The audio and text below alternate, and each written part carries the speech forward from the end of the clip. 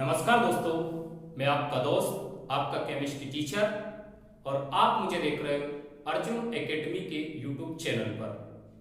दोस्तों, अर्जुन एकेडमी में आपका बहुत बहुत स्वागत है। इनऑर्गेनिक केमिस्ट्री सीरीज को आगे बढ़ाते हुए आज के इस वीडियो लेक्चर में मैं लेकर आया हूं समूह 15 और समूह 15 को नाइट्रोजन परिवार के नाम से भी जाना जाता है। और आज के इस वीडियो लेक्चर में मैं नाइट्रोजन परिवार के प्रमुख हाइड्राइडों के 4 इंपोर्टेंट प्रॉपर्टीज के बारे में डिस्कस करने वाला हूं, जो कि काफी इंपॉर्टेंट है और ये परीक्षा में बिल्कुल पूछे जाते हैं। प्रीवियस ईयर में कई बार की क्वेश्चन पूछा गया है, इसलिए मेरे को लगा कि मुझे इस पर वीडियो बनाना चाहिए और बच्चों की मदद करना चाहिए। दोस्तों, ये आपका अपना ही चैनल है और आपकी समस्या के समाधान के लिए और आपकी मदद करने के लिए चैनल बनाया गया है। आप इस चैनल से जुड़े और निःशुल्क अपनी पढ़ाई का फायदा लें। इस पर आपको कोई शुल्क नहीं देना है। मैं आपकी मदद करना चाहता हूं और आपको केमिस्ट्री में स्ट्रॉन्ग बनाना चाहता हूं, तो आप मेरे साथ जुड़िए और आने वाले सभी वीडियो लेक्चर को ध्यान से देखिए और अपने कॉपी में नोट करिए और उनको याद करिए। मैं गारंटी देता हूं कि आपकी केमिस्ट्री इतनी स्ट्रांग हो जाएगी कि आपको बहुत आसान लगने लगेगी। तो दोस्तों, अब मैं चालू करता हूं नाइट्रोजन परिवार के प्रमुख हाइड्राइड, जो आपके सामने लिखे हुए हैं। मैंने पहले से इसलिए लिख दिए कि अगर मैं अभी लिखता वीडियो बनाते समय तो इसमें समय ज्यादा लगता और वीडियो बड़ा हो जाता और आपको देखने में समय ज्यादा देना पड़ता। इसलिए मैंने कुछ चीजें यहां पर पहले से ही लिख दी हुई है और जो प्रमुख 4 गुण हैं, 4 प्रॉपर्टीज हैं जिसके बारे में हमें जानना है, उनके मैंने यहां पर 4 कॉलम बनाए हुए हैं और 2 कॉलम में मैंने पहले ही हाइड्राइडों के नाम जो हमें पढ़ना है और उनके सूत्र यहां पर प्रदर्शित कर दिए हैं, जिसको आप देख पा रहे होंगे। अब हमें इन 4 प्रॉपर्टीज के बारे में डिस्कस करना है, तो हम अब इनके बारे में डिस्कस करते हैं। तो दोस्तों, ध्यान बोर्ड पर बना रहे और इधर समझते रहिए, देखते रहिए और सीखते रहिए।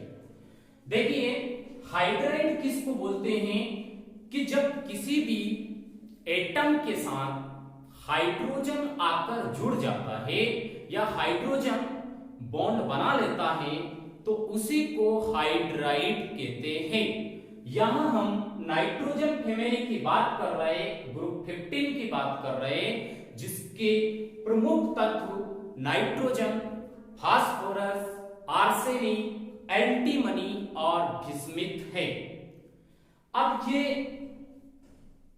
3 हाइड्रोजन के साथ कोवेलेंट बॉन्ड बनाए हुए हैं और प्रत्येक तत्व 3 हाइड्रोजन के साथ हाइड्राइड बनाए हुए हैं और प्रत्येक तत्व के पास एक एक लोन पेयर है, क्योंकि आप जानते हो कि नाइट्रोजन की वैलेंसी संयोजकता कक्ष में कुल 5 इलेक्ट्रॉन हैं, जिनमें से इन सभी तत्वों ने 3-3 हाइड्रोजन के साथ कोवेलेंट बॉन्ड बनाया हुआ है और 2 इलेक्ट्रॉन शेष बच जाते हैं। इन शेष बचे इलेक्ट्रॉनों को हम लोन पेयर कहते हैं, जो कि सभी के पास एक एक लोन पेयर है और इन लोन पेयरों का बड़ा खेल है यहां पर इन 4 प्रॉपर्टीज में, जिसको हम एक एक करके समझेंगे। अब आप इधर देखते रहिए और सीखिए। देखिए, मैं इनकी चर्चा कर लेता हूं। पहले हाइड्राइड कौन कौन से हैं। देखिए, नाइट्रोजन का हाइड्राइड है NH3, जिसको अमोनिया कहते हैं। फास्फोरस का हाइड्राइड है फास्पिन, जिसको PH3 से दर्शाते हैं, और आर्सेनिक का हाइड्राइड है आर्सिन, उसका नाम है, और इसको ASH3 से प्रदर्शित करते हैं। उसके बाद एंटीमनी की बात करते हैं तो एंटीमनी का हाइड्राइड जिसका नाम है इस्टबिन, और इसको SbH3 से प्रदर्शित करते हैं। अंतिम हाइड्राइड भिस्मत का है, जिसको भिस्मथिन के नाम से जाना जाता है, और इसका सूत्र है, इसको प्रदर्शित किया जाता है BiH3 से। तो ये है हाइड्राइडों के सूत्र और हाइड्राइडों के नाम। 5 तत्व है, तो इसमें हमें कुल 5 हाइड्राइडों के बारे में ही पढ़ना है। अब इन 4 कॉलम को ध्यान से देखिए। इन चारों कॉलम्स में मैंने 4 प्रॉपर्टीज शो कर रखी हैं, जिनके बारे में हमें एक एक करके समझना है। तो देखिए, इस वाले कॉलम में लिखा है स्थायित्व, या इसको थर्मल स्टेबिलिटी भी बोलते हैं, ऊष्मीय स्थायित्व भी कहते हैं। अब ऊष्मीय स्थायित्व क्या होता है? ऊष्मीय स्थायित्व, ये जो नाइट्रोजन है, ये जितने भी इस परिवार के 5 ही तत्व है, इनके बीच और हाइड्रोजन के बीच जो कोवेलेंट बॉन्ड बना हुआ है, और ऐसे एक लोन पेयर है। तो इस कोवेलेंट बॉन्ड की स्टेबिलिटी की बात कर रहा है कि इन 5 में से किसके साथ, कौन से तत्व के साथ ये हाइड्रोजन बॉन्ड अधिक स्टेबल है और इसका ऊष्मीय स्थायित्व ज्यादा है। इसको तोड़ने के लिए, इसको यहां ब्रेक करने के लिए इन बॉन्ड्स को ज्यादा एनर्जी किस हाइड्राइड्स में देनी होगी, ये कॉन्सेप्ट हमें यहां पर सीखना है। तो देखिए, ये कॉन्सेप्ट सीखेंगे हम। इनकी बात करते हैं तो सभी के साथ 3-3 हाइड्रोजन जुड़े हुए हैं। अब ऊष्मीय स्थायित्व की बात की जाए तो ऊपर से नीचे की ओर, यानी कि टॉप से बॉटम की ओर जाने पर थर्मल स्टेबिलिटी, ऊष्मीय स्थायित्व कम हो जाता है। यानी कि NH3 का ऊष्मीय स्थायित्व सबसे ज्यादा होता है और BiH3 का ऊष्मीय स्थायित्व कम होता है। ऐसा क्यों हुआ है, इसको आप समझिए। ऐसा इसलिए हुआ है कि यहां पर देखने पर पता चल रहा है कि इसका जो तत्व है नाइट्रोजन है, और नाइट्रोजन अपनी फैमिली में सबसे छोटा तत्व है। सबसे छोटा तत्व होने के कारण इसका जो वैलेंस इलेक्ट्रॉन है, वैलेंस इलेक्ट्रॉन हाइड्रोजन और नाइट्रोजन के बीच के जो वैलेंस इलेक्ट्रॉन है, वो जो बॉन्ड बना हुआ है, वो बॉन्ड काफी पास पास है। बॉन्ड काफी पास पास क्यों है? क्योंकि नाइट्रोजन ज्यादा इलेक्ट्रोनेगेटिविटी एटम है, ज्यादा ऋण विद्युत तत्व है, और उसका छोटा आकार होने के कारण ये हाइड्रोजन नाइट्रोजन के काफी क्लोज्ड है, काफी पास है। इसीलिए इन हाइड्रोजन पर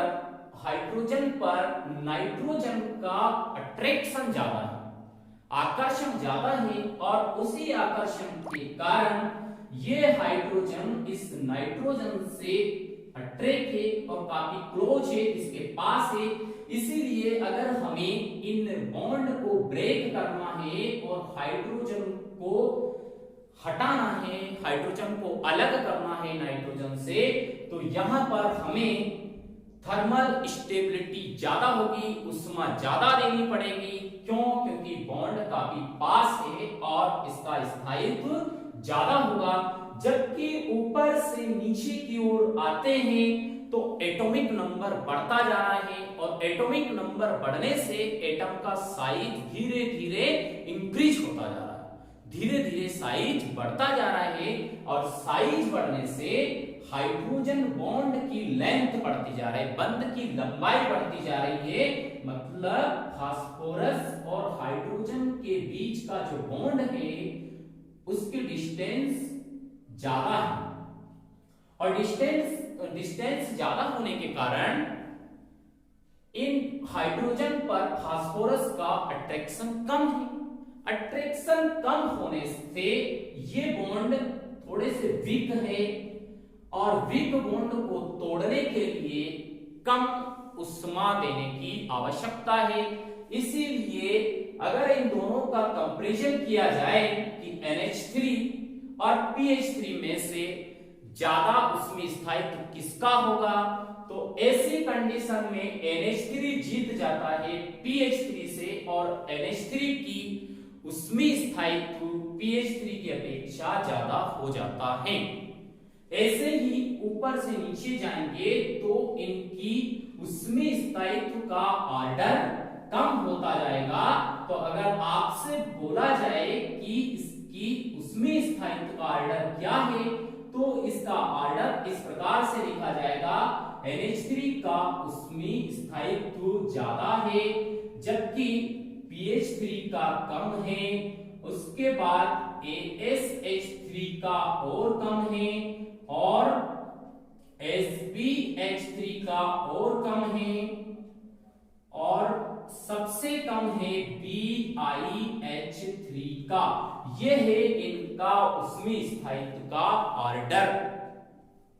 आपको क्लियरली समझ में आ गया होगा कि ज्यादा उष्मा किसको देना पड़ेगी, तो ज्यादा उष्मा देनी पड़ेगी NH3 को, और कम उष्मा देनी पड़ेगी BiH3 को।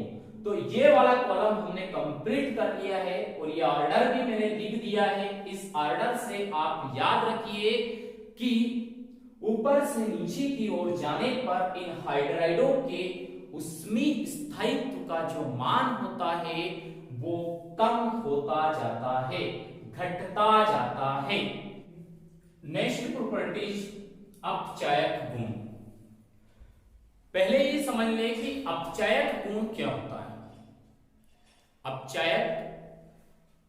अपचायक गुण का मतलब ये होता है कि जिसका ऑक्सीकरण होता है, और ऑक्सीकरण मतलब ऑक्सीजन का जुड़ना और हाइड्रोजन का निकलना, मतलब जो आसानी से हाइड्रोजन दे दे वो अपचायक कहलाता है, क्योंकि उसका ऑक्सीकरण होता है, और जिसका ऑक्सीकरण होता है वही अपचायक कहलाता है, रिड्यूसिंग कहलाता है। तो अगर हम बात करें कि अमोनिया से बिस्मुथिन तक आने पर अपचायक प्रॉपर्टीज पर क्या प्रभाव पड़ेगा या इनका ऑर्डर क्या होगा, तो देखिए अपचायक गुण में जो अमोनिया है NH3, अभी मैं इसमें डिस्कस कर चुका हूं, ये इसी से रिलेटेड है भैया। अब मैं इन दोनों की बात करता हूं कि BiH3, इन दोनों में से आसानी से हाइड्रोजन कौन देगा, और जो आसानी से हाइड्रोजन देगा, हाइड्रोजन भर भर के देगा कि ले जाओ, वो रहेगा प्रबल अपचायक। तो आप खुद ही सोचिए, अभी मैंने इसमें चर्चा करी, आसानी से हाइड्रोजन कौन देगा, जिसकी थर्मल स्टेबिलिटी कम होगी। तो इनमें से सबसे कम थर्मल स्टेबिलिटी का ऑर्डर अगर देखा जाए तो BiH3 की थर्मल स्टेबिलिटी कम है। क्यों? क्योंकि एटॉमिक साइज बड़ा, और एटॉमिक साइज बड़ा होने से हाइड्रोजन और बिस्मुथ के बीच जो बॉन्ड बन रहा है उसकी लेंथ ज्यादा, बंध की लंबाई ज्यादा, और बंध लंबाई ज्यादा होने से उसका अट्रैक्शन कम होगा, और ये जो बॉन्ड बन रहे हैं बिस्मुथ और हाइड्रोजन के बीच, इनकी लंबाई काफी ज्यादा होगी, जिसके कारण ये बंध थोड़ी सी उष्मा देने पर टूट जाएंगे और हाइड्रोजन आसानी से निकल जाएंगे। तो अब कॉन्सेप्ट बिल्कुल क्लियर है।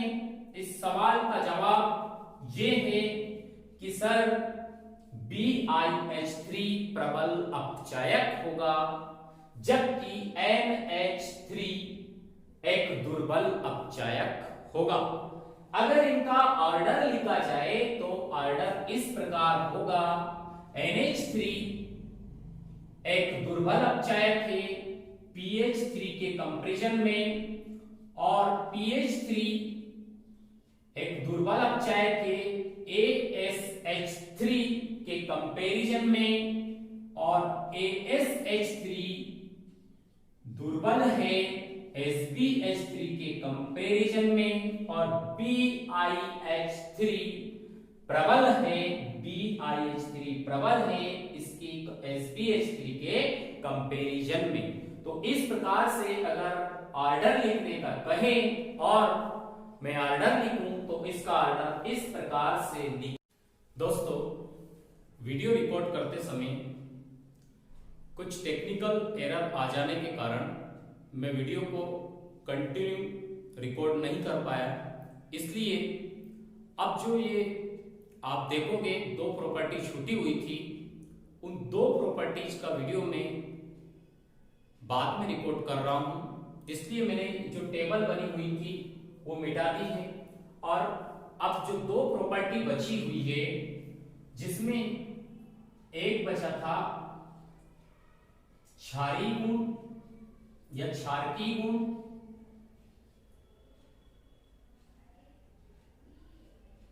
हाइड्राइडों के क्षारकीय गुण, और दूसरा बचा था गलनांक और क्वथनांक।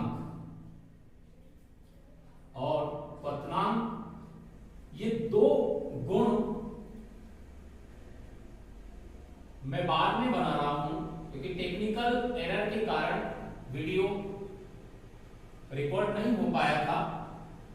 तो इन दो प्रॉपर्टीज के बारे में हाइड्राइडों की हम चर्चा करेंगे। आप क्षारीय गुण, देखिए हाइड्राइड आपको पता है कि कौन कौन से हाइड्राइड होते हैं, मैं एक बार लिख देता हूं यहां पर, NH3, PH3,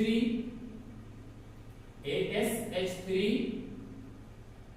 SbH3 और BiH3। ये कुल 5 हाइड्राइड है नाइट्रोजन परिवार के।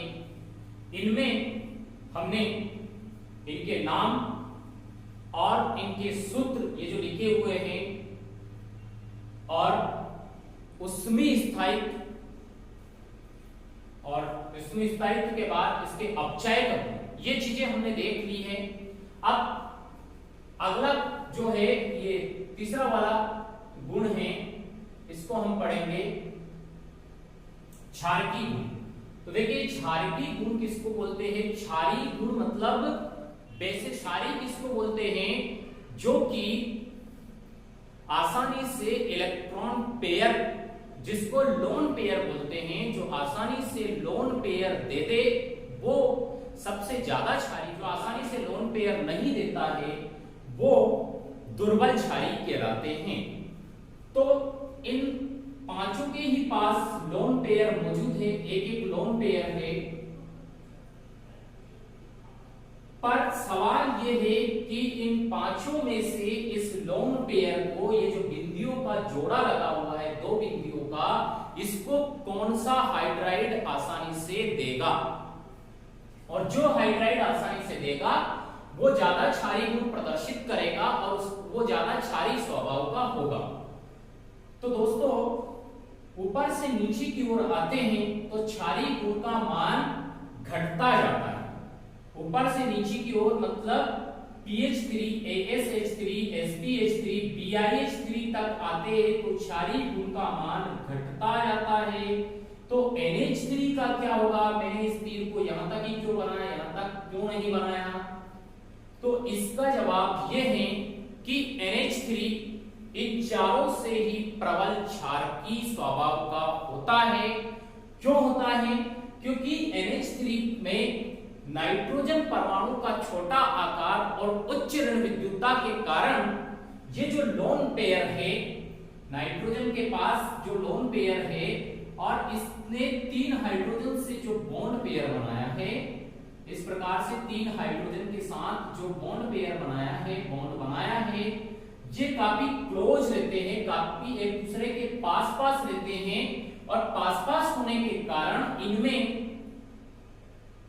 रिपल्सन होता है, रिपल्सन होता है और ये एक दूसरे को दूर हटाते हैं। इस प्रकार से रिपल्सन ऐसे भी होगा और ये लोन पेयर और बॉन्ड पेयर के बीच भी रिपल्सन होता है, जिसके कारण ये बॉन्ड पेयर इस लोन पेयर को धकेलते हैं, नाइट्रोजन के पास नहीं आने देते हैं और ये लोन पेयर आसानी से निकल जाता है।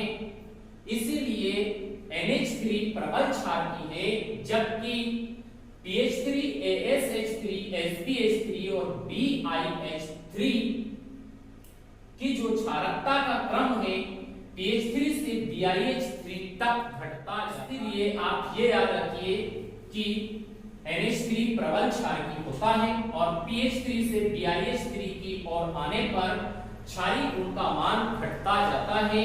अर्थात अगर ऑर्डर लिखा जाए इनकी क्षारकता का तो ऑर्डर ये होगा, NH3 सबसे ज्यादा प्रबल क्षारीय होगा, इससे PH3 की अपेक्षा प्रबल क्षारीय होगा, जबकि PH3 इन तीनों से क्षारकीय स्वभाव का होगा लेकिन अमोनिया से कम, ये इनसे प्रबल क्षारकीय होगा PH3 इन तीनों से, और BiH3 एक दुर्बल क्षारीय होगा। ये है इनका ऑर्डर, क्षारीय गुणों का ऑर्डर। क्लियर, समझ में आ गया होगा आपको। आपको ये लिखना है कि नाइट्रोजन से मतलब अमोनिया एक प्रबल क्षारकी है, जबकि PH3 से BiH3 की ओर जाने पर क्षारीय गुण का मान घटता जाता है। क्यों? क्योंकि घटता क्यों है? BiH3 एक दुर्बल क्षारक क्यों है? क्योंकि परमाणु क्रमांक बढ़ेगा और परमाणु क्रमांक बढ़ने के साथ साथ हाइड्रोजन के जो बॉन्ड पेयर है, हाइड्रोजन और इसके बिस्मथ के बीच के, इनकी लेंथ बढ़ जाएगी और लेंथ बढ़ जाएगी जिसके कारण इनके बीच में रिपल्सन नहीं होगा, बिल्कुल रिपल्सन नगण्य के बराबर होगा। इसलिए इनकी जो इलेक्ट्रॉन डेंसिटी का जो आयतन है वो भी फैल जाएगा और ये लोन पेयर और बॉन्ड पेयर इस बिस्मथ के पास ना रहकर दूर दूर हो जाएंगे, इलेक्ट्रॉनों का एक क्लाउड बन जाएगा। इसीलिए ये एक दुर्बल क्षारकी होते हैं। अब बात करते हैं गलनांक और क्वथनांक की। तो गलनांक और क्वथनांक किसको बोलते हैं? कि कोई भी पदार्थ जिस ताप पर गल जाता है वह उसका गलनांक कहलाता है, और कोई भी पदार्थ जिस ताप पर उबल जाता है, बॉइल हो जाता है, वह उसका क्वथनांक या बॉइलिंग कहलाता है। तो दोनों की मैं बात करूंगा। इनमें गलनांक और क्वथनांक की बात करें तो इनमें अमोनिया का गलनांक और क्वथनांक इन चारों से ही बहुत ज्यादा होता है। इसका रीजन ये है कि अमोनिया के बहुत सारे अणु आपस में संगुणित होकर हाइड्रोजन बॉन्ड बनाते हैं और हाइड्रोजन बॉन्ड स्ट्रॉन्ग होता है, जिसको तोड़ने के लिए, इस बॉन्ड को ब्रेक करने के लिए काफी मात्रा में ऊर्जा देनी पड़ती है, इसकी डिसोसिएशन एनर्जी ज्यादा होती है। इसीलिए अमोनिया के गलनांक और क्वथनांक उच्च होते हैं, जबकि इन चारों में हाइड्रोजन बॉन्ड नहीं पाया जाता है। हाइड्रोजन बॉन्ड केवल ये तीन तत्व फ्लोरीन, ऑक्सीजन और नाइट्रोजन, इनको आप इस प्रकार से याद रख सकते हैं, फ्लोरीन, ऑक्सीजन, नाइट्रोजन, ये तीन तत्व पूरी पीरियोडिक टेबल में सबसे ज्यादा ऋण विद्युतीय तत्व हैं। तो यदि इन ऋण विद्युतीय तत्वों के साथ हाइड्रोजन आ जाए तो वहां पर हाइड्रोजन बॉन्ड का फॉर्मेशन होता है और हाइड्रोजन बॉन्ड काफी स्ट्रांग होता है। उसको तोड़ने के लिए ज्यादा उष्मा देने की आवश्यकता होती है और उसका गलनांक भी उच्च होता है। जबकि PH3 से BiH3 की ओर आते हैं तो इनके गलनांक और क्वथनांक के मान बढ़ते जाते हैं। क्यों? क्योंकि जैसे जैसे pH3 से BiH3 की ओर आते हैं, मतलब ऊपर से नीचे की ओर आते हैं केवल अमोनिया को छोड़कर, तो गलनांक और क्वथनांक क्यों बढ़ते हैं?